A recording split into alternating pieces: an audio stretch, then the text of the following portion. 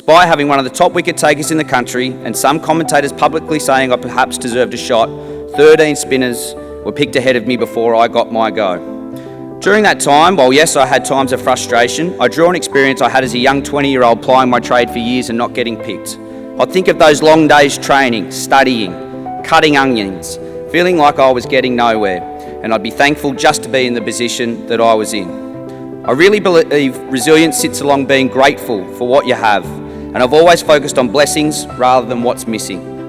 And then, 4 years after that, I was on the Test team's radar. I was told I was going to be making my Test debut in Dubai in 2014 against Pakistan. My teammates included Michael Clarke, Mitchell Johnson, Steve Smith, Dave Warner, my cricketing heroes. I've got to be honest, I shed a tear. I actually shed a lot of tears. Not only because my dream had come true, but because I know it wouldn't have happened if it weren't for my resilience and determination.